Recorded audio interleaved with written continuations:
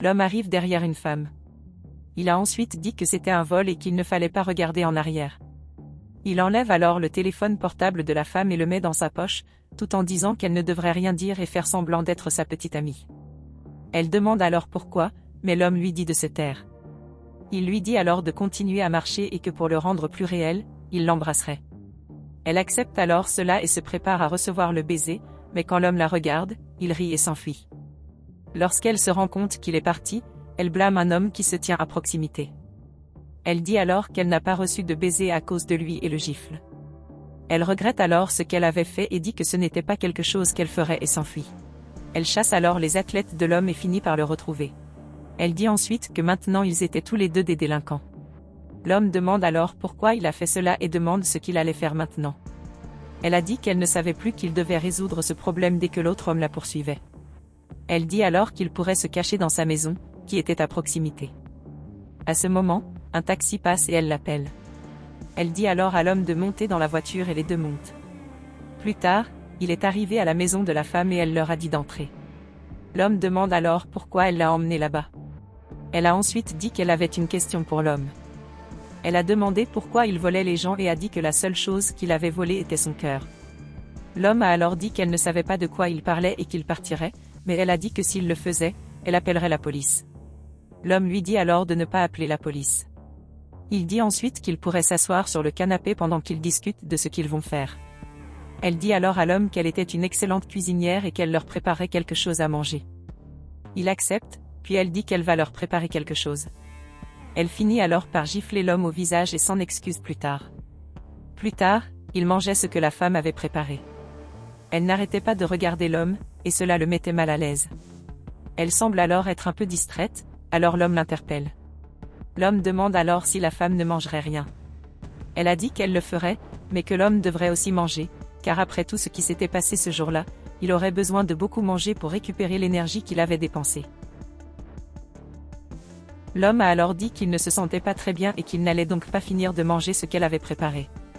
Cela rend la femme très triste et elle dit que l'homme disait que sa nourriture était mauvaise.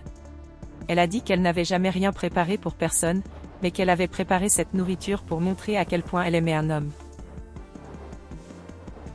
Il lui dit alors de rester calme pendant qu'il allait manger. Il commence alors à manger la nourriture. Elle demande s'il a aimé. Il finit par ne pas aimer la nourriture, mais il fait semblant et dit que c'était vraiment bon. Cela rend la femme très heureuse et elle dit qu'elle est contente que l'homme ait mangé, mais sa nourriture. Elle dit alors qu'il devrait prendre une photo de ce moment. Elle a dit qu'ils devraient prendre une photo ensemble pour que tout le monde puisse voir son nouveau petit ami. Il dit ensuite que prendre des photos ensemble ne serait pas une bonne idée. Il a dit qu'à un autre moment, ils pourraient prendre des photos ensemble, mais ce ne serait pas une bonne chose pour le moment. Elle ne s'en soucie pas beaucoup et commence à les prendre en photo. À ce moment-là, quelqu'un claque à la porte et l'homme en déduit que c'est la police. Elle dit alors à l'homme de se cacher quelque part, car elle verrait qui c'était. Dehors, elle voit que l'autre homme était là. Il a ensuite dit qu'après l'avoir agressé, il l'avait suivi là-bas pour arranger les choses. Elle dit alors à l'autre homme que c'était tout son plan et que l'homme était à l'intérieur de la maison. Elle lui dit alors d'attendre un peu car elle entrerait et réglerait les choses. Lorsqu'elle entre, l'homme lui demande qui était à la porte.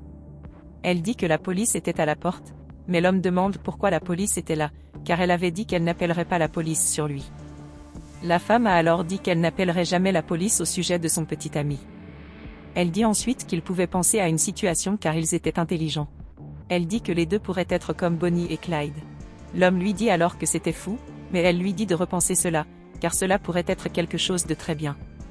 Il dit alors qu'elle confondait les choses et qu'elle ne comprenait plus rien. Elle a ensuite dit qu'elle allait obtenir quelque chose qu'elle avait économisé pour pouvoir l'utiliser au bon moment il y a longtemps. Elle lui a dit de ne pas s'inquiéter, car elle l'avait gardé longtemps, mais qu'elle les aiderait. Quand elle revient, l'homme lui dit de ne pas faire ça, mais elle dit que les deux allaient se marier. L'homme a alors dit qu'il ne pouvait pas faire ça. Il part alors et se rend à la police. La police arrête alors l'homme et dit que c'est lui qui a volé des téléphones portables dans cette rue. Elle dit alors qu'il le recherche depuis longtemps et qu'il va être en prison pendant un certain temps.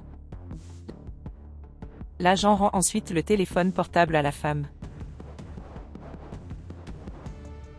Elle demande alors pourquoi l'homme a fait cela, car elle l'aimait beaucoup. La policière dit alors que l'homme paierait cher ce qu'il a fait, mais il la supplie de l'emmener. La femme demande alors à l'homme d'attendre. Elle a dit qu'elle oublierait qu'il avait volé son téléphone portable et qu'elle commettrait un crime pour pouvoir être avec lui. Elle dit qu'il allait se marier et qu'ils seraient très heureux ensemble, mais l'homme supplie la police de le faire sortir de là. La femme commence alors à faire ses valises pour que l'homme reste. Plus tard, l'officier s'approche de la femme et la félicite pour le bon fonctionnement de son plan. Elle a ensuite dit que l'homme ne volerait plus jamais personne et s'est excusée auprès de l'autre homme pour la blessure. Il a ensuite dit qu'il avait compris que c'était son plan. La policière dit alors qu'il avait fait un excellent travail. L'officier rend ensuite le badge de la femme.